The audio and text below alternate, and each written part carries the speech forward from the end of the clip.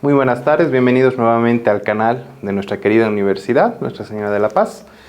El día de hoy vamos a hablar de un tema bastante interesante, bastante apasionante, el cual puede que haya mucho ruido en nuestra sociedad, pero muy pocas personas tienen la certeza acerca del tema.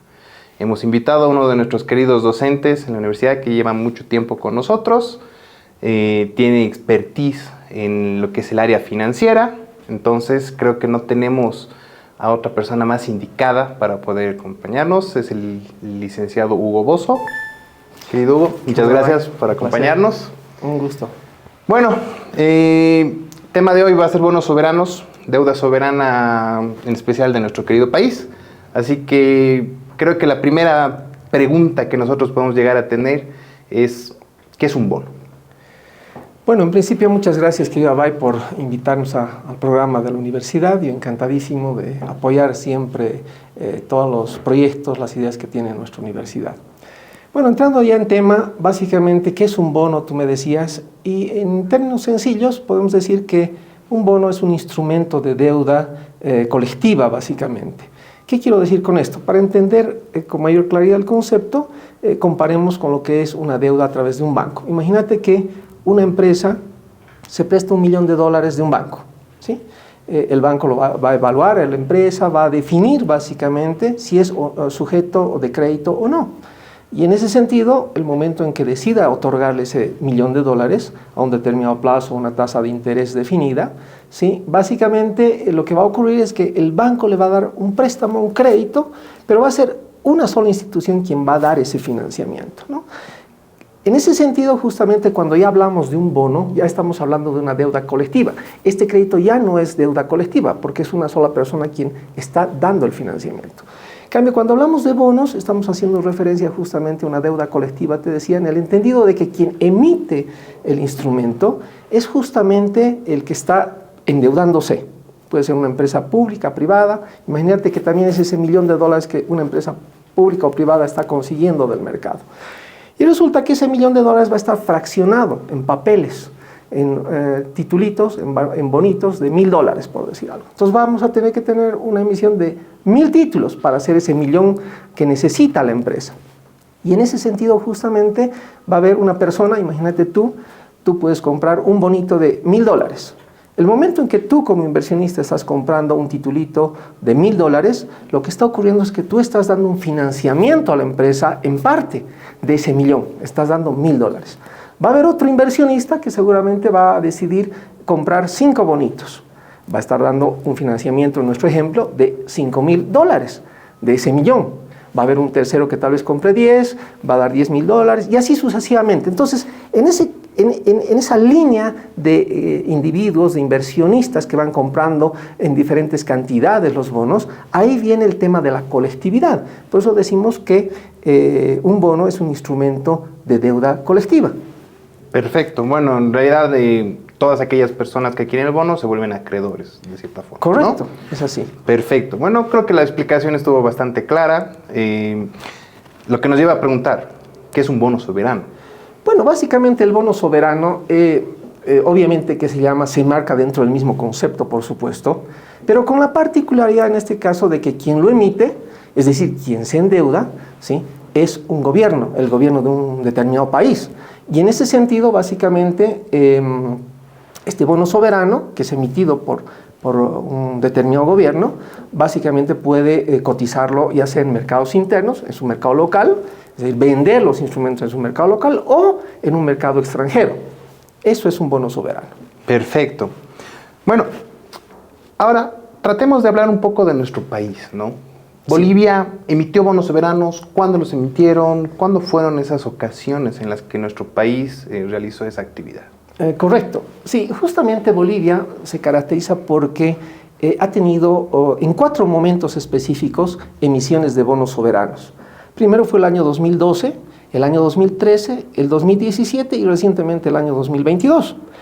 Pero vayamos un poquito por partes. El año 2012, el año 2013, se emiten los primeros bonos soberanos. El 2012 por un monto de $500 millones, ¿sí?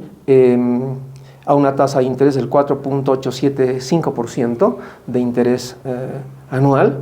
¿ya? Y a un plazo de 10 años. Es decir, el gobierno se ha endeudado al emitir estos bonos por un monto de 500 millones de dólares, ha decidido pagar la tasa que te acabo de decir, y el plazo de vencimiento de esa obligación era el año 2022. ¿Sí? Concretamente, en octubre más o menos del año 2022 vencían estos bonos. ¿Sí? Luego tenemos el de la gestión 2013. El de la gestión 2013 también es un bono que se emite por un monto de 500 millones de dólares, ¿ya? Pero nada más que aquí cambia un poquito la tasa. La tasa es de 5.95% y el plazo también es a 10 años. Es decir, que este segundo bono que emite Bolivia, ¿sí? ha vencido el año 2023. Concretamente, en agosto más o menos del año 2023 vencían esos bonos, ¿no? Entonces, en ese contexto, básicamente, estas dos primeras emisiones de bonos tenían un objetivo, porque cuando uno se presta plata, así sea un gobierno o sea quien sea, tiene una finalidad justamente ese préstamo, ¿no? Y en el caso de las emisiones de bonos del año 2012 y del año 2013, ¿sí? El objetivo fue la construcción de carreteras. Ese fue el objetivo central de esos 1.000 millones de dólares, porque esos dos bonos, prácticamente esas dos emisiones de bonos, sumaban 1.000 millones de dólares. Esos 1.000 millones de dólares han sido empleados, su objetivo era la construcción de carreteras principalmente en 7 departamentos del país: en La Paz, Cochabamba, Santa Cruz, en Oruro, en Beni, en Pando y en Tarija. ¿Sí? Sucre y Potosí no estaban dentro del presupuesto concretamente de esa emisión de bonos, ¿ya?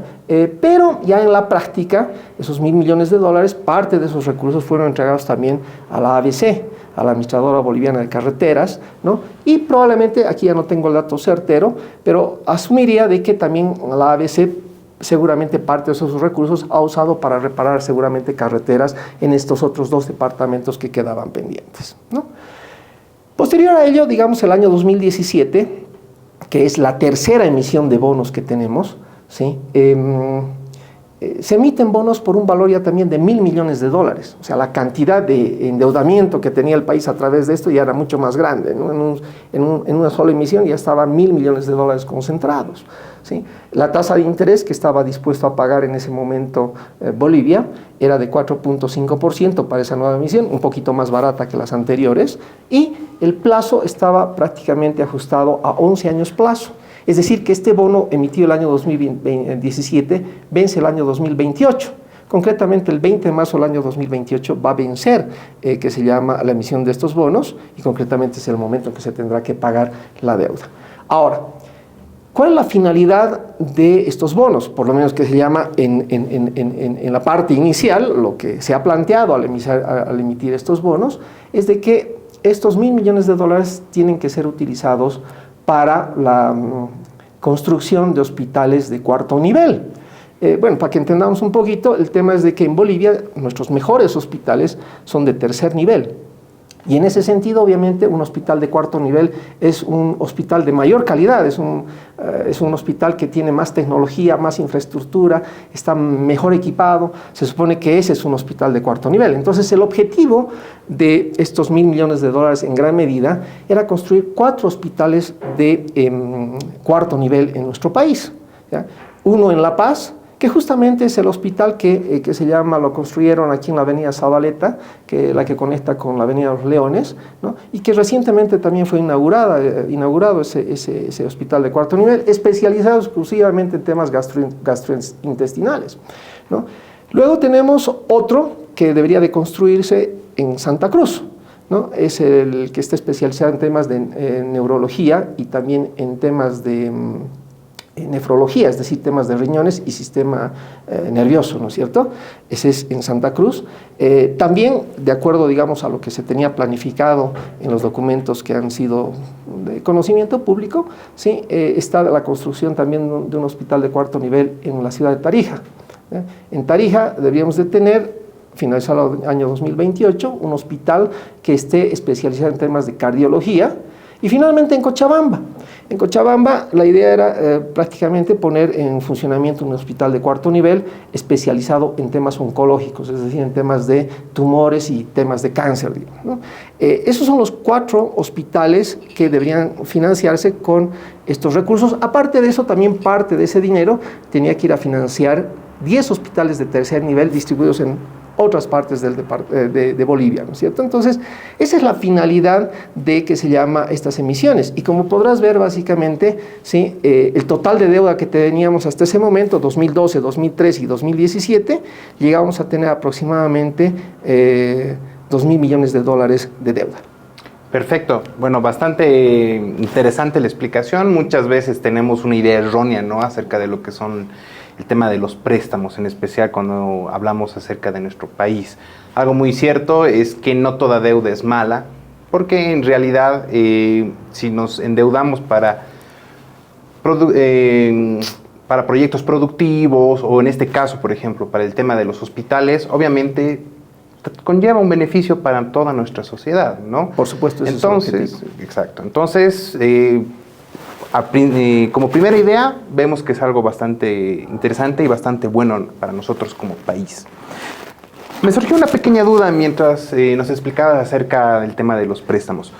¿Por qué se diferenciar en la tasa de interés entre las emisiones de los años? 2012, 13, 14. No, porque vemos que una es 4.5, después tenemos 5.7, si no me equivoco. Claro, 5.95. Exacto, ¿no? Y después volvemos a bajar. Entonces, correcto. ¿Qué es cómo explicaríamos eso? Bueno, básicamente en los mercados financieros tenemos un benchmark. El benchmark básicamente es el pivote referencial que tenemos en cuanto a tasas, ¿no? A nivel mundial, prácticamente el benchmark que se maneja es justamente las tasas de interés de los bonos del Tesoro de los Estados Unidos, ¿ya? En ese sentido, básicamente, por ejemplo, el año 2012, que es cuando se emite por vez primera nuestros bonos soberanos a una tasa del 4.785%, ¿sí? El pivote referencial era la tasa de los bonos de los Estados Unidos, que estaba girando en torno al 1.88% en aquel momento, casi 2% más o menos, ¿no? Entonces, normalmente en finanzas, básicamente cuando tenemos tasas de interés muy bajas, es porque el riesgo que está asociado básicamente a estas inversiones son bajas también. Y en la medida en que las tasas de interés son más altas, el riesgo suele ser más alto. Comprenderás que Estados Unidos es un país que, en términos de calificación de riesgo, son los países más seguros, digamos, en cuanto a inversiones se refiere. Y en ese sentido, fíjate, el año 2012 teníamos una tasa de interés de 1.88%, como te digo, para bonos del Tesoro de Estados Unidos. Y en ese momento, Bolivia, que es un país un poquito más riesgoso, lo lógico es de que pague un poquito más de interés. Concretamente, el 4.785%. Entonces, para que nos compren bonos, tenemos que dar obviamente un incentivo mayor que un país que está prácticamente con un riesgo casi nivel cero, digamos, ¿no es cierto? El año 2013 ocurre lo mismo. El año 2013, más o menos las tasas de interés de los bonos de Estados Unidos giraban en torno al 3%, 3.02% aproximadamente era la tasa del año 2012. Y el año 2012 nosotros emitimos nuestros bonos, o sea, el año 2013, me estoy equivocando de año, el año 2013, nuestra emisión de bonos del año 2013 subió la tasa a 5.95%. Entonces, eso en correlación, si te das cuenta, con la tasa de interés también de los Estados Unidos. La tasa de interés de los Estados Unidos subió a 3.02 aproximadamente y consecuentemente ahí tenemos una correlación. Y lo mismo ocurre con la emisión del año 2017. El año 2017 dijimos que tenemos 4.5% y en ese momento, básicamente el año 2017, las tasas de interés también de los bonos soberanos de los Estados Unidos bajó aproximadamente a un 2 y fracción por ciento, ¿sí? 2,5 más o menos estaría en esa época. Y si te das cuenta, bueno, también nosotros nos bajó un poquito, ¿no? Y recientemente, digamos, los bonos del año 2022, ¿sí? Esos bonos prácticamente, los vamos a comentar seguramente un poquito más adelante, tienen una tasa más alta, 7.5% de interés pagan esos bonos del año 2022. Pero eso también está en correlación con este pivote referencial que te comento, porque en ese momento las tasas de interés también de los bonos de los Estados Unidos giraban en torno al 3.88%. Actualmente estamos casi en 4.21, 4.30% de interés en bonos de los Estados Unidos. Entonces, esa es la razón de por qué, digamos, nuestros bonos suben, bajan, y nosotros como país que obviamente somos un poco más riesgosos que los Estados Unidos, lo lógico es que nosotros estemos dispuestos a pagar también un poquito más de tasa de interés para que de esa forma los inversionistas se sientan atraídos hacia estas emisiones. Perfecto, bueno, Ya entendemos un poco más o menos el tema de las fluctuaciones de las tasas de interés, ¿no? Que tenemos que tener la comparación principalmente con el bono de los Estados Unidos. En finanzas lo asociaríamos mucho al tema de la calificación que nuestros bonos podrían recibir, ¿verdad? Correcto. Explícanos un poquito más de eso para las personas que no conozcan un poco más o menos cómo trabajan el tema de las calificaciones o quiénes son las calificadoras, por ejemplo. Claro que sí, Abay, con mucho gusto. Bueno, básicamente existen principalmente 3 calificadoras de riesgos importantes en el mundo. Tenemos por un lado Fitch Rating, ¿sí? Tenemos Moody's y tenemos SIP, ¿ya? Estas calificadoras lo que hacen es obviamente ponerle la nota a los países, dicen, bueno, este país es relativamente riesgoso, este es menos riesgoso, manejan, dirémoslo así, las calificaciones en ese sentido. Y para ello, obviamente, las calificaciones que establecen de forma casi homogénea, digamos así, porque cada calificadora tiene algún matiz, digamos, en el tema de su calificación, pero para hablar en términos gruesos, básicamente la mejor calificación es AAA. AAA es que se llama una calificación que se otorga a un país que es realmente muy seguro. O sea, que hay una alta seguridad de que no va a entrar en default, que está muy bien el país, ¿no? Y de ahí para abajo, las calificaciones en la escala vamos de AAA, AA, ¿sí? A, después viene BBB, B, triple C, doble C, C, después tenemos E, D, y después de D ya realmente si un país incumple, dirémoslo así, un pago, entra en default, ese sería, digamos, el escenario más dramático que podríamos enfrentar como país, ¿no es cierto? Pero esa es más o menos la escala. Y en ese sentido, justamente, las emisiones que nosotros, como Bolivia, hemos realizado frente al mundo, el año 2012 la calificación más o menos giraba en torno al W. W era nuestra calificación como país. Y en ese sentido éramos un país relativamente seguro. No estábamos con la AAA, pero esa W nos daba cierto grado de estatus y de seguridad en ese momento, Que ¿no? creo que fue la máxima calificación que logramos obtener como Exactamente, nación, ¿no? exactamente. Por lo menos en ese rango de tiempo, la máxima calificación que hemos logrado obtener ha sido W. Y esta calificación ha ido cayendo, lamentablemente, a medida que ha pasado el tiempo por las diferentes coyunturas y situaciones que ha atravesado nuestro país, y a la fecha estamos con una calificación de triple C. No estamos realmente aplazados todavía, pero estamos en una situación, obviamente, donde estas calificadoras están diciendo al mundo, bueno, Bolivia es nomás un país que tiene cierto grado de riesgo, hay que tener cuidado. Esa es la idea, básicamente, de esa triple C que tenemos en este momento. Perfecto. Bueno, ya sabemos un poco más o menos cómo funciona el tema de las calificaciones, el tema de la tasa de interés. Lo que nos lleva a preguntar, ¿quiénes fueron los inversionistas que compraron nuestros bonos soberanos, ¿no? ¿Quiénes fueron las personas que nos prestaron a los bolivianos dinero? Obviamente, en el mercado financiero a veces se encuentra la información, a veces no se encuentra la información. En este caso, no sé si es que obtenemos nosotros información clara en este sentido. Sí, bueno, básicamente lo que ocurre en los mercados financieros es como un banco, digamos. El banco, cuando presta plata a alguien o deja tus depósitos en el banco, hay cierta confidencialidad, ¿no? El famoso secreto bancario, ¿cierto? Algo similar ocurre, por supuesto, con los brokers, ¿ya? Que tienen clientes, capturan clientes para justamente canalizar inversiones o comprar, digamos, títulos, ¿sí? Y en ese contexto, bueno, en principio estos bonos han sido ideados con el propósito de captar recursos del extranjero, porque estos bonos soberanos han sido prácticamente cotizados en el mercado internacional, ¿sí? Y si queremos que se llama cotizar bonos en el mercado internacional, por supuesto la idea es captar capitales del extranjero para inyectarlos a nuestro país. Hemos hablado de bonos 2012, 2013, 2017 que hacían un total de 2.000 millones de dólares. La idea es que los 2.000 millones de dólares vengan de afuera. Ese era el objetivo, por eso estábamos cotizando bonos en el extranjero. Sin embargo, aquí me viene a la mente un artículo del licenciado Alberto Bonadona, es un economista bastante prestigioso, ¿no? en nuestro país, medio. ¿Sí? Y resulta de que él, el año 2018, ¿sí? Escribió un artículo muy interesante en Página 7, el 14 de julio justamente del año 2018, me acuerdo 14 de julio porque justo mi papá falleció un día antes, pues bueno.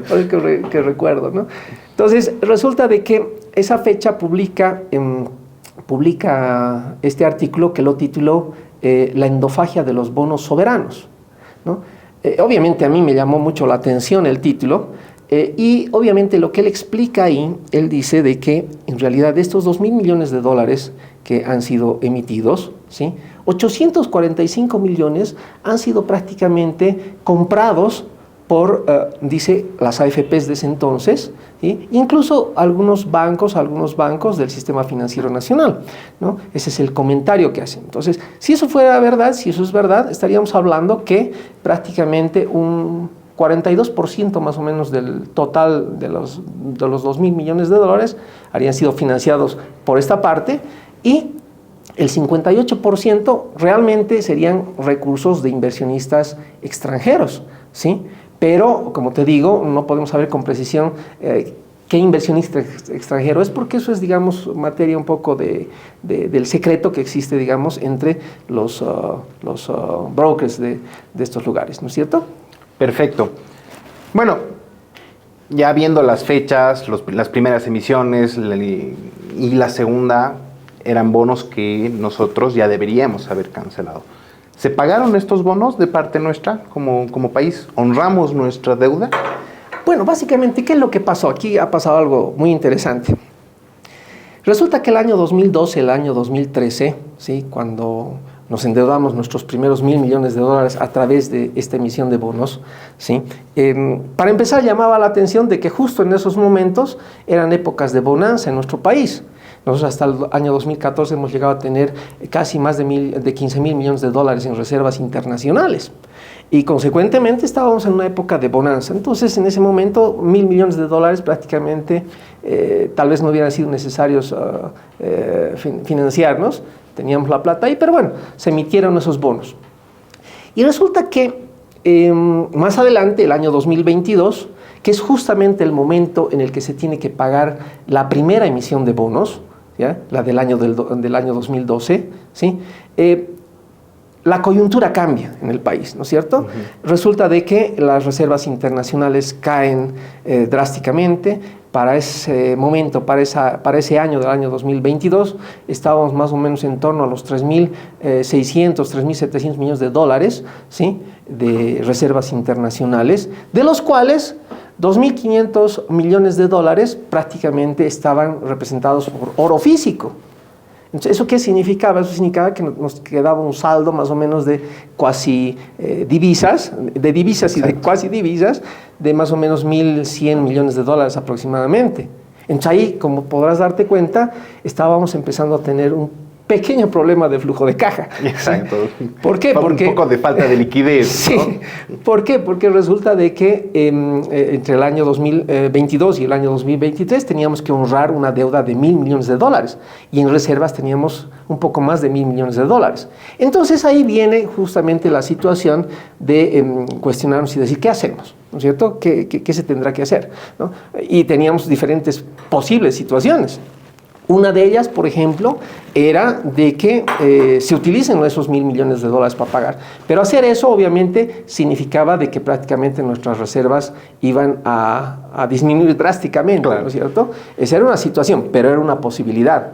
La otra posibilidad era que seguramente nosotros entremos en default, pero hubiera sido el peor escenario de todos. La peor señal posible en los mercados financieros, ¿no? Exactamente, porque ahí Bolivia hubiera sido ya tachada con signo rojo, digamos. Exacto. Ahí. Hubiéramos sido parte de ese grupo selecto de países que entran en default, ¿no? Exactamente.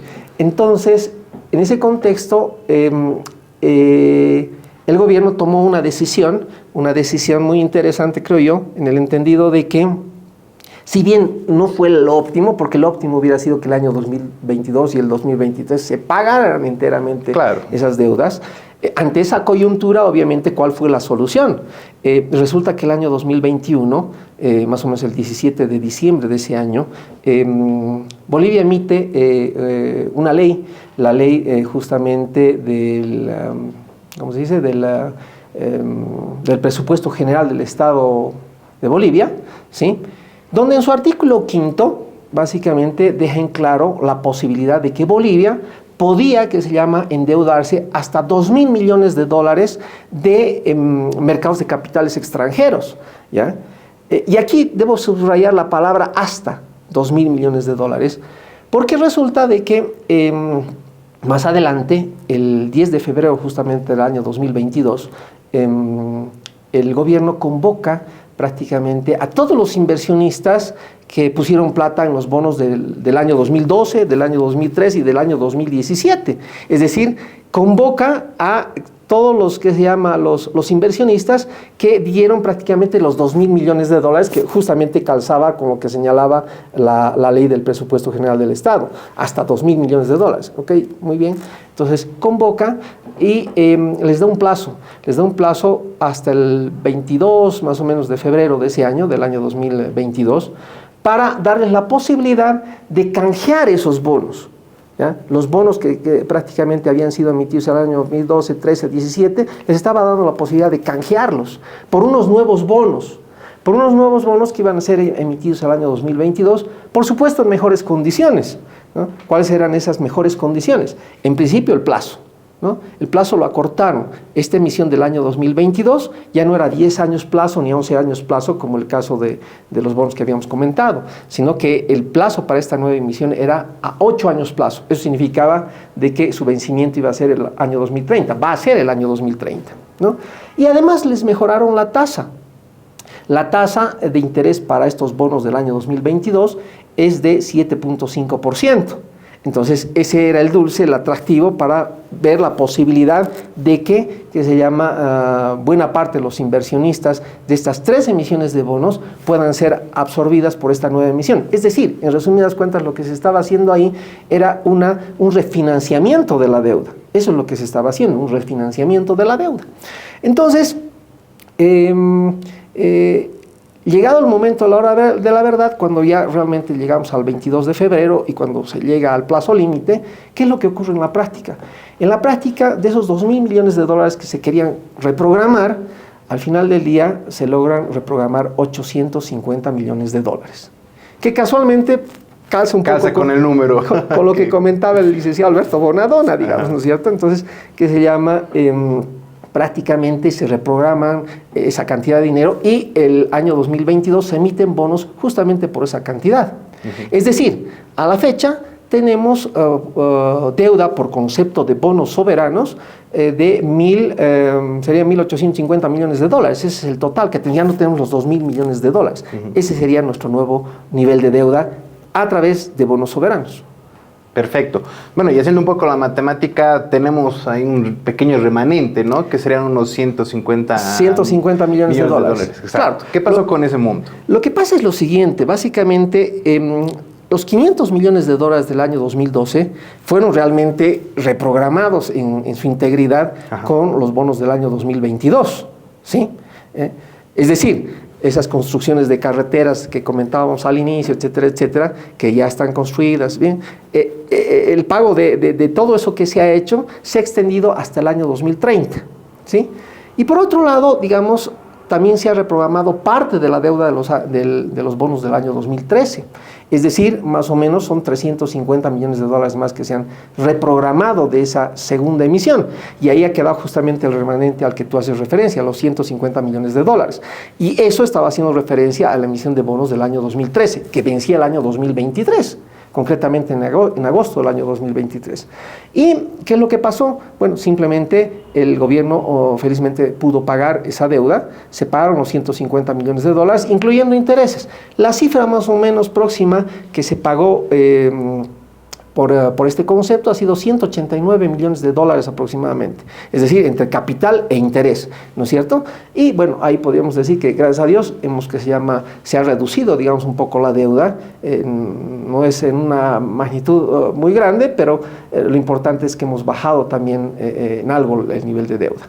Bueno, perfecto. En realidad, dos hechos bastante positivos a mi forma de ver, ¿no? Uno, el que hayamos podido pagar, ¿no? Que hayamos podido cumplir con nuestra obligación como Estado. Eso nos ayuda, ¿no? A mantener el tema de nuestra calificación o de nuestra imagen a los mercados internacionales, ¿no? A los mercados financieros. Por supuesto. Y el otro es la forma en que se manejó el tema de la deuda, ¿no? Porque creo que dentro de todas las opciones que se estaban contemplando, fue la más inteligente en ese sentido, ¿no? Correcto, sí. Bueno, como te digo, teníamos diferentes alternativas. Creo que para la coyuntura fue la mejor opción porque de esa forma no hemos caído en default, no hemos caído, digamos, en una situación que nos perjudique realmente como país. Pero sí esperaríamos que el año 2030 y el año 2028 de alguna forma, si es que no se puede eliminar en un 100% la deuda, pagar, por lo menos sigamos reduciendo, digamos, el nivel de deuda, ¿no? Que sí, comparado con la deuda, digamos, que tenemos como deuda externa del país, ¿sí? Más o menos estamos hablando de casi 12.600 millones de dólares, ¿sí? Y nuestros 1.850 millones de dólares que están ligados a los bonos soberanos que están cotizando en el extranjero representan un 14.5% sí, aproximadamente de la deuda, ¿no es cierto? Perfecto. Ahora, hay un fenómeno bastante interesante que, bueno, entró en noticia, ¿no? Justamente con este tema del pago de los bonos soberanos y demás. Y es la opinión que surgió de un artículo que se publicó en Bloomberg, ¿no? Que para los que no conozcan a Bloomberg, es una institución que se encarga de realizar análisis financieros, está muy metida en lo que es la bolsa de valores, acciones, opciones, futuros, etc., ¿no? O sea, muy metido en lo que es el sistema financiero internacional, ¿no? Y en este artículo, muchos analistas nos explicaban esa subida del 19%, esa valoración, ¿no? Revaloración del 19% del tema del precio del bono. Exacto, del precio del bono. De nuestros bonos. De nuestros bonos soberanos, ¿no? ¿Cómo se entiende eso? Porque a simple vista es un poco raro, ¿no? Entender por qué. Sí. No, efectivamente, que se llama el 12 de marzo de este año, del año 2024, ¿sí? Bloomberg publica justamente este artículo en el que un poco deja en entredicho cuál es la explicación realmente de por qué Bolivia ha tenido un crecimiento en el precio de la cotización de sus bonos soberanos en los mercados internacionales. Siendo que otros países de la región, como por ejemplo El Salvador, ¿sí? Decían, bueno, ha subido sí el precio de la cotización de los bonos del Salvador, pero tenemos una explicación. ¿Cuál es la explicación? De que Bukele, es decir, el presidente de El Salvador, prácticamente habría honrado deudas que se tenían que pagar en esos momentos. Y consecuentemente ese hecho habría gatillado la posibilidad de que sus bonos se coticen mejor, ¿no es cierto? Tenemos también el otro caso que mencionaba ese artículo al que tú haces referencia, es el caso de Venezuela, ¿sí? Y resulta que Venezuela también habría mejorado la cotización del precio de sus bonos en un 70%, ni siquiera en 19%, claro, un 70%, más, ¿no? Muchísimo más. Pero ¿cuál era la explicación que veían a esa situación? La explicación estaba ligada principalmente al hecho de que de alguna forma se había liberado un poco ese bloqueo económico que tiene Estados Unidos con Venezuela, pero la liberación está más enfocada a la posibilidad de que los inversionistas extranjeros norteamericanos concretamente puedan invertir en bonos venezolanos. Entonces, ese hecho ha detonado justamente la posibilidad de que el precio de sus bonos se cotice mucho mejor que en algunos otros momentos. Y también ese mismo artículo hace referencia al caso de Ecuador y de Argentina. En el caso de Ecuador y de la Argentina, bueno, prácticamente se debe a los cambios de presidentes que han habido en esos momentos, digamos. Noboa en el caso de Ecuador y Milei en el caso de la Argentina, donde se introducen modelos más liberales, ¿no? Y también estos analistas señalan de que ese factor habría sido razón suficiente para que mejoren el precio de los bonos soberanos de sus países. Y ahí viene la interrogante y dicen, bueno, pero en el caso de Bolivia, ¿qué es lo que ha pasado, digamos, ¿no? Claro, porque creo que uno no recuerda algún cambio de timón, como pasa en Ecuador o en Venezuela, o algún beneficio que tuvimos, ¿no? Externo. Correcto. ¿Qué es lo que pasó con Entonces nosotros? Ahí, básicamente, bueno, el gobierno, obviamente, trata de dar una explicación en ese momento respecto a por qué habría mejorado las cotizaciones de los bonos soberanos de Bolivia en los mercados internacionales. Y como explicación central manifiestan el hecho de que el 19 de febrero del año 2024, ¿sí? El gobierno se había reunido con empresarios bolivianos, ¿sí? Con el propósito justamente de corregir, digámoslo así, la situación un poco compleja que estamos atravesando en los mercados de divisas nuestros, o sea, tenemos escasez de dólares y todo ese asunto, y se plantearon 10 puntos. 10 puntos a objeto de tratar de corregir, digámoslo así, 10 medidas en realidad que están apuntando a tratar de corregir la situación, como por ejemplo la liberación de exportaciones en temas de soya, productos derivados de la soya. Ahí comentaban, por ejemplo, el hecho de que por lo menos 500 millones de dólares podíamos incrementar en nuestras divisas producto de esas exportaciones. Después otro tema interesante que se mencionaba ahí, el del biodiesel, el tema del biodiesel, ¿no? El tema de la que se llama de la subasta de gasolina, el tema, por ejemplo, de la emisión de bonos en dólares del Banco Central, etcétera. Son 10 puntos que estaban ahí y el gobierno en principio atribuye a esa situación. Y por otra parte, también esos artículos a los que tú haces referencia, resulta de que también mencionan el hecho que el 29 de diciembre del año 2023, el Tribunal Constitucional de nuestro país habría, digamos, inhabilitado la candidatura del señor Evo Morales, digamos, ¿no? Entonces, esos eran los argumentos que están plasmados en los artículos, en las noticias y en esas fechas, ¿no es cierto? Pero yo creo que el análisis debería de ir un poquito más a fondo en el entendido de que cuando analizamos, digamos, las cotizaciones de precios de los bonos, no deberíamos delimitarnos específicamente a hablar de lo que ha pasado en un día, ¿no? O sea, porque exacto, lo que ha pasado en un día puede cambiar dramáticamente el siguiente día en los mercados especulativos, así, claro, sí, así es, ¿no es cierto? Entonces, creo yo que es muy importante no ver solo el árbol, sino hay que ver el bosque entero. Y en ese sentido, que se llama, si vemos, por ejemplo, información prácticamente en línea de que se llama, de lo que nos ofrecen estas plataformas de Bloomberg, donde nos dan información que se llama detallada prácticamente de lo que ocurre en los mercados financieros. Y en tiempo real, ¿no? Y en tiempo prácticamente real, claro. O sea, tenemos Bloomberg, tenemos investing.com, tenemos C-Bonds, tenemos Yahoo Finance, ¿no? Hay muchas, ¿no? Pero aquí también tenemos que tener en cuenta el hecho de que estas páginas en realidad nos dan el dulce, entre comillas, gratuito hasta cierto punto, o sea, nos dan la información gratuita hasta cierto punto, porque después, que se llama, si queremos entrar a información de mayor detalle, nos tenemos que suscribir a esas páginas. Nos tiran el anzuelo, ¿no? Exactamente, entonces, para efectos obviamente de nuestra conversación y para ver realmente el bosque entero, te propongo ver que se llama algunas páginas que están justamente puestas ahí en... Me parece perfecto, así vemos realmente... En el Google y vemos qué es lo que ha pasado, digamos. Me parece ¿sí? perfecto, así vemos la realidad, ¿no? El tema de qué pasó justamente, tienes razón, Bloomberg, en ponernos estos hitos, realmente beneficiaron o no beneficiaron, ¿no? Exactamente. Al precio del bono. Exactamente.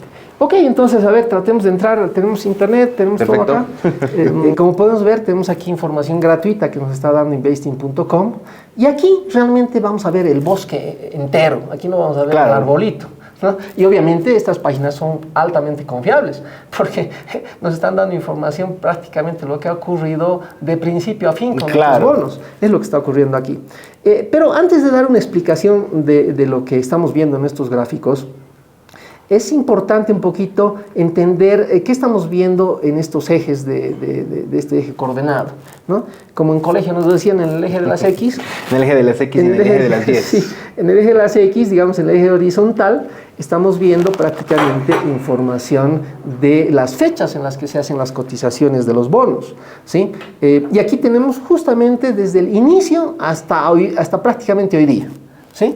Aquí estamos viendo la cotización, cómo ha ido evolucionando el precio de los bonos y concretamente este está haciendo referencia a los bonos del año 2017, los que han sido emitidos al 2017 a una tasa del 4.5 que te decía y que vencen el 20 de marzo del año 2028. ¿no? Y en el eje de las 10, como también nos decían en colegio, el vertical, aquí podemos ver los precios. En realidad aquí nos va a mostrar la cotización del precio, pero no en términos absolutos, como lo que cualquiera podría pensar, diremoslo así, al ver este gráfico. Aquí lo que estamos viendo es una cotización que está reflejada en términos porcentuales. Esto no es 100.000, esto es 100%, 90%, 80%, etcétera, etcétera, ¿no? Y aquí básicamente lo que está considerando este gráfico es si el bono se está cotizando a la par, bajo la par o sobre la par. ¿Ya? Que sería bueno para aquellos que no, porque es un término bastante técnico financiero, poder explicarlo, ¿no? Correcto, ¿no? Si recordamos nuestro ejemplito de inicio de la charla, habíamos hablado de una emisión de bonos de $1 millón y habíamos hecho referencia a que cada bono tenía un valor de $1.000. Exacto. Entonces, ¿qué pasa? Un primer inversionista en lo que se denomina mercado primario, o sea, cuando uno por vez primera compra el bono, ¿sí? Lo que va a hacer es pagarle al emisor, a quien está demandando los recursos, $1.000. ¿Sí? El inversionista que está cobrando por vez primera ese bonito va a darle $1.000 al comprador. Su valor nominal. Su valor nominal. Y justamente ese valor nominal está reflejando, en otras palabras, el precio, dirémoslo así, a la par. Ese es el precio de fabricación del bono, podríamos ponerlo en esos términos. Su precio de nacimiento. Su precio de nacimiento, y es el precio que además está ligado a las características originales del bono, ¿no? Entonces, si es que, digamos, ese primer inversionista revende ya también ese bono que ha comprado de $1.000 en el mercado secundario. En el mercado secundario es donde ya prácticamente los bonos van circulando de mano en mano, ¿sí? Que es justamente lo que estamos viendo acá, ¿sí? Y compra ese segundo inversionista el bono en también $1.000. Lo que está ocurriendo es que se está cotizando a la par. Y cuando se cotiza un bono a la par, ya técnicamente hablando, se refiere al hecho de que está cotizándose el bono al 100%. Perfecto. ¿Ya? Entonces, cuando tenemos una cotización, por ejemplo, ese inversionista que compró el bonito en $1.000 y lo revende en el mercado secundario, ¿sí? Y lo revende no en 1.000, sino lo vende en 1.100, 1.200, $1.300, entonces está vendiendo ese bono por encima del valor de fabricación de ese bono. Y cuando ocurre eso, las cotizaciones se están dando sobre la par. Es decir, podemos hacer referencia a bonos emitidos que se cotizan al 110%, 120%, 130%. ¿Y en qué casos pasa ese tipo de fenómeno, ¿no? Normalmente cuando el bono es altamente cotizado, o sea, cuando los inversionistas ven al bono como un dulce y dicen realmente aquí voy a sacar beneficio. Voy a sacar alto beneficio, normalmente empieza una fuerte demanda de ese bono y consecuentemente hacen subir el precio. Y en este caso podríamos tener la idea de que serían bonos de la Reserva Federal, ¿no? Pueden ser, ¿no? O sea, de la Reserva Federal o de Alemania, de países que tienen, ¿no? por lo general, una calificación bastante alta, ¿no? Exactamente, ¿no? Y posterior a ello, digamos, los que se cotizan bajo la par es el fenómeno contrario, ¿no es cierto? Es cuando, más bien, yo compré por vez primera, digamos, mi bonito en $1.000 y cuando lo vendo en el mercado secundario, en lugar de venderlo en 1.000 o en 1.100, lo estoy vendiendo en 900, en 800, en 600. Entonces, cuando empieza a ocurrir eso, el bono se está cotizando por debajo de su precio nominal, ¿no? Nominal o de su precio, digamos, de fabricación del bono, ¿no? En ese sentido, y hechas esas aclaraciones, veamos realmente qué es lo que ha pasado con nuestro bono, qué es lo que nos dicen estas páginas, ¿no? No es lo que yo digo, sino lo que está. Ya de por sí no me está gustando mucho el gráfico, ¿no? Está ahí, digamos, ¿no? Entonces, si te puedes dar cuenta aquí, mira, justamente al inicio de la emisión de estos bonos, ¿no? El año 2017, ¿sí? El precio prácticamente, más o menos, se ha mantenido casi al nivel de la par. Ha estado casi más o menos cotizándose al precio de fabricación del bono. Y lo mismo más o menos ocurre con este otro bono, que es el del año 2022, cuando han empezado, diríamos así, las cotizaciones en el mercado secundario, más o menos han mantenido relativamente estable su precio de fabricación, ¿sí? Pero ¿qué pasó luego? Miren, aquí, por ejemplo, lo interesante de esto es de que nos muestra justamente qué fecha, en qué mes más o menos nos muestra la fecha exacta, ¿no? Y miren, concluyendo, por ejemplo, el año 2017, para el caso de los bonos que han sido emitidos ese año, ¿sí? La cosa se ha mantenido relativamente estable, pero después de eso, que se llama el comportamiento del precio ha sido bastante volátil, ¿no? Volátil en el sentido de que un cacho bajaba, otro subía, bajaba, subía. Y en finanzas, cuando hablamos de volatilidad, la volatilidad es un concepto muy asociado al riesgo. Exacto. ¿No? Entonces aquí nos empieza a mostrar de que los mercados especulativos prácticamente están viéndolo como un instrumento relativamente riesgoso a nuestro bono, ¿no? Y finalmente, si te das cuenta, la tendencia prácticamente es decreciente, hasta más o menos en las fechas actuales, estamos en abril, 24 de abril, ¿no? Entonces más o menos la tendencia en realidad del precio de este bono del año 2017 ha sido básicamente una tendencia bajista en principio, ¿no? Y lo mismo ha ocurrido con el bono del año 2022. Aquí más o menos hemos estado relativamente, que se llama estables, y de pronto, digamos, después de qué fecha, a ver, vamos viendo, ahí tienes el 29 de abril, más o menos 2022, la cosa empieza a bajar, pero bueno, es una bajada moderada, digamos, hasta que llegamos a un punto en que hay una caída bastante fuerte. Ahorita seguramente nos vamos a remitir a las fechas para analizar a detalle. Aquí estamos viendo un poco el pantallazo general, lo que nos está mostrando C-Bonds, ¿no? Hay un pequeño repunte y después otra vez una caída, ¿no? O sea, nuevamente la tendencia en términos generales nos muestra aquí una tendencia a la baja de este segundo bono, ¿sí? Lo que nos muestra, digamos, los mercados internacionales. Ahora te preguntarás, bueno, ¿y dónde está el tema del crecimiento del 19%? ¿Dónde está eso, digamos? Claro, Blumen nos mintió entonces. No nos mintió. ¿Qué es lo que pasó? Fíjate, esa noticia ha salido justamente el 12 de marzo del año 2024, ¿sí? Veamos qué ha pasado en esa fecha, más o menos.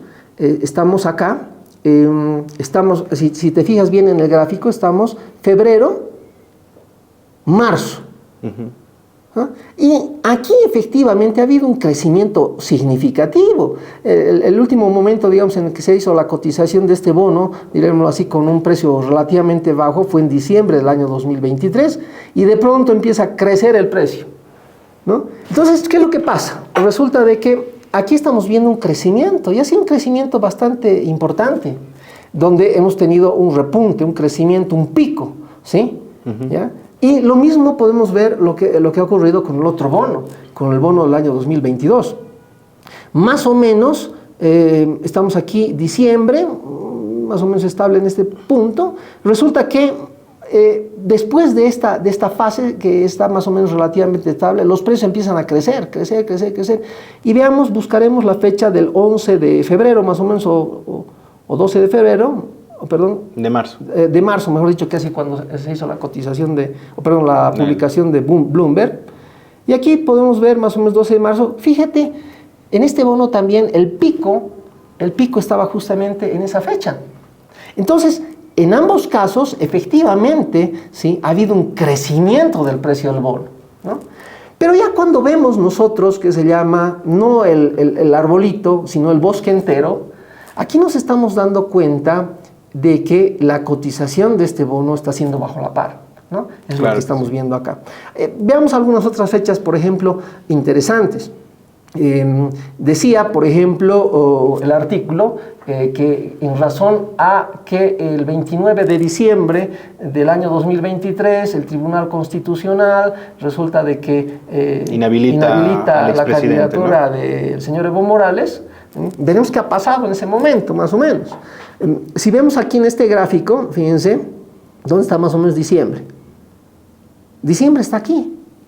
Justo cuando comienza el justo crecimiento. En el punto de inflexión, ¿no? Entonces resulta de que aquí, fíjense, ha habido una caída del precio de los bonos del año 2017 y llega a su punto máximo justo a diciembre del año 2023. Y después de eso empieza el repunte.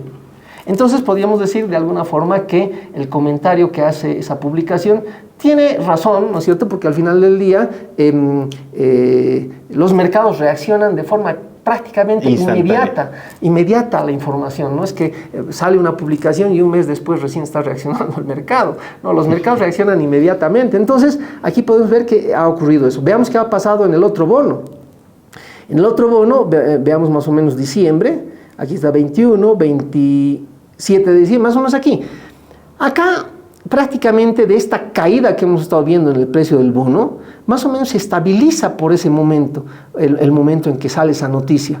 Y después de eso ya empieza después el repunte hasta que llegamos al pico máximo de este segundo bono, ¿no? Entonces, también podríamos decir que esa noticia ha tenido su repercusión en los mercados. ¿Qué otras fechas interesantes? Por ejemplo, veamos el 19 de febrero. El 19 de febrero, que ha sido justamente la alianza con los empresarios, sí, del 2024, ¿no? que se reúne, que se llama el gobierno con los empresarios privados de Bolivia. Busquemos más o menos esa fecha. Estamos hablando de más o menos el 19 de febrero. Aquí está. Mira lo que ha ocurrido. En el bono del año 2017, estábamos en caída, un poco frena esto. Ajá. O sea, frena acá. Y veamos en el otro bono. En el otro bono, más o menos, febrero, ¿dónde está? Aquí. Acá. Mira, justo que se llama febrero, está en el pico. Justo ha llegado al momento pico el precio del bono. ¿Sí? Y también aquí un poco se ha frenado.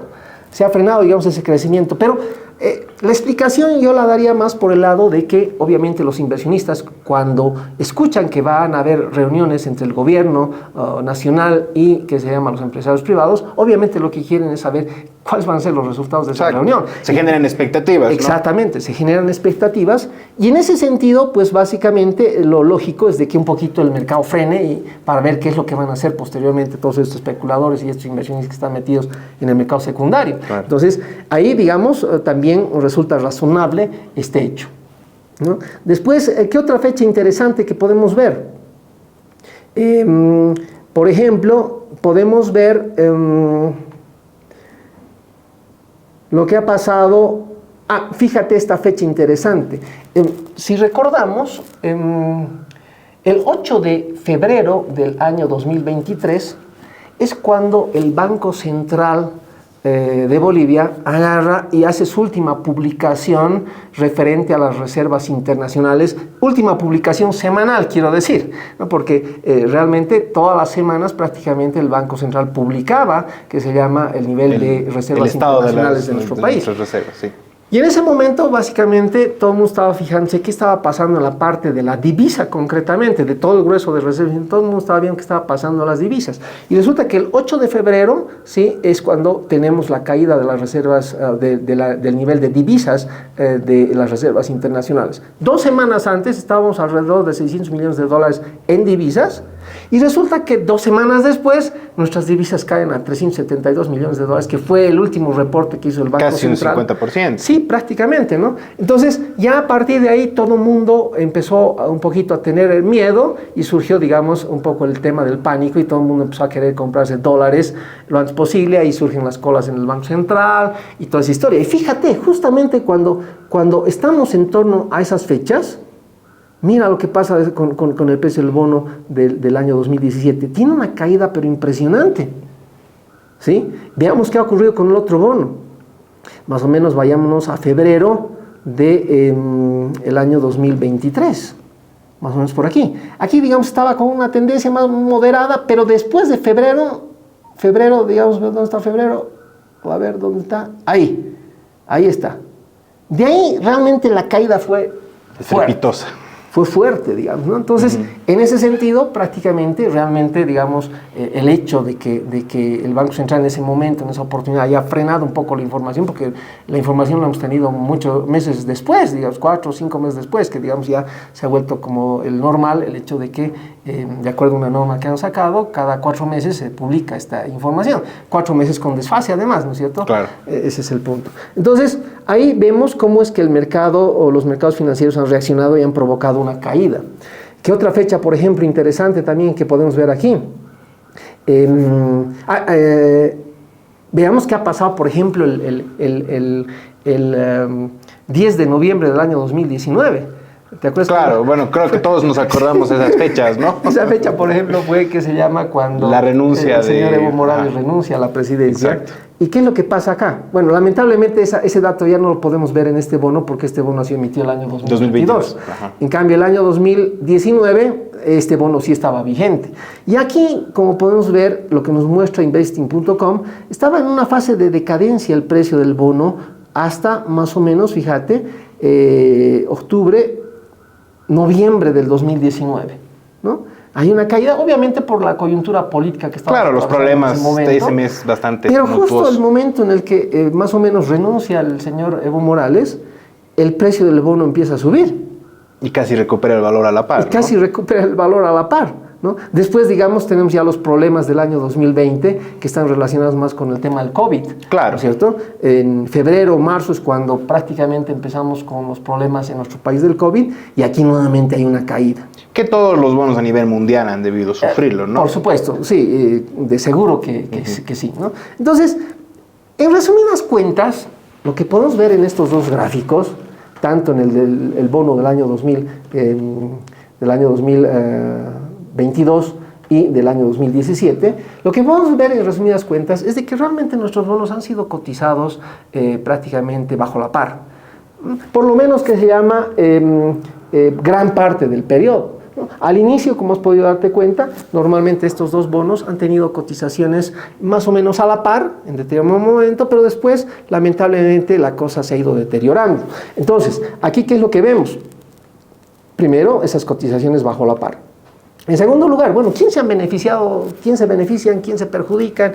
En fin, depende mucho de las posiciones. Por ejemplo, el hecho de que al principio, digamos, los inversionistas que han comprado los bonos, al principio prácticamente la emisión, tanto la del 2017 como la del 2022, ¿sí?, lo han comprado más o menos al precio de origen del título. Y estos títulos, prácticamente estos bonos, más o menos giraban en torno a $200,000. Cada titulito costaba $200,000. Entonces yo tenía que invertir $200,000 para comprarme un titulito, ¿no? Entonces, estos que han comprado al principio, por ejemplo acá, ¿sí?, bueno, se mantenía su valor. Y resulta de que si ese inversionista que ha comprado el título por estas fechas y lo ha mantenido el título hasta el momento y por alguna razón necesita venderlo, ¿sí?, ese sí va a perder, aunque haya subido el precio, digamos, en ese 19%. ¿No? Él va a perder, ¿por qué? Porque al final del día, si te das cuenta acá, fíjate, estamos hablando más o menos de un 58% bajo la par, es un título que está cotizando al 58%. Eso significa prácticamente de que un 42% de descuento tiene ese instrumento. Es decir, esos $200,000 que más o menos valían por estas fechas, estarían cotizándose más o menos unos $115,000, $116,000 aproximadamente.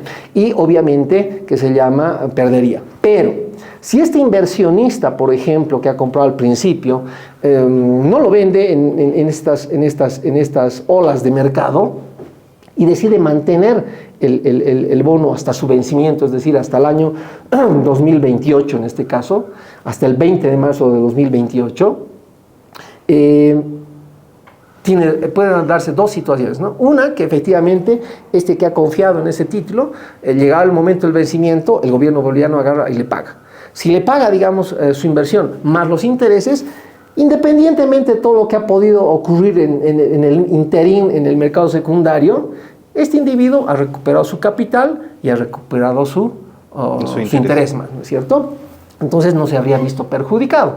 El perjuicio sería si es que en ese momento de precios bajos se le ocurre vender al individuo que se llama el título, ¿no? Otro beneficiario sería aquel que compra en un precio bajo, ¿no? Correcto, los especuladores. Exacto, especulador, que yo creo que este país, pese a todo lo que esté pasando, va a salir adelante, el precio incluso puede llegar a subir un poco, voy a ganar. Correcto, ¿no? Correcto. Justamente que se llama, si un especulador compra barato, digamos, en este punto, decidió comprar el bono en diciembre del año 2023 y tenía la expectativa de que iban a mejorar las condiciones, por ejemplo, de nuestro país en estos 3 meses, ¿sí? Y se cumple su expectativa, como que se hubiera cumplido la expectativa, en este caso el bono, lo hubiera vendido obviamente mucho más caro y pese a que el título está siendo valorado bajo la par, ¿sí?, estos especuladores están ganando. Bueno, y ese es el resumen básicamente de estos gráficos que te acabo de mostrar, querido Abay. Perfecto, bueno, ya a modo de concluir, creo que lo principal con que no nos podemos quedar es siempre mirar el panorama completo. Exactamente. ¿No? Tratar de ver siempre las cosas de una forma lo más objetiva posible, ¿no? Correcto. Como mencionabas hace un momento, ver el bosque, ¿no? El bosque completo, no solamente una rama o un pequeño árbol, ¿no? Correcto. Y bueno, eso sería todo por hoy. La verdad espero que hayan disfrutado mucho esta primera presentación que tuvimos. Va a ser la primera de muchas, así que muchísimas gracias por acompañarnos y los esperamos para la próxima vez. Gracias. Muchas gracias, querido Abay. Un gusto y vamos a estar, que se llama, seguramente en otras ocasiones.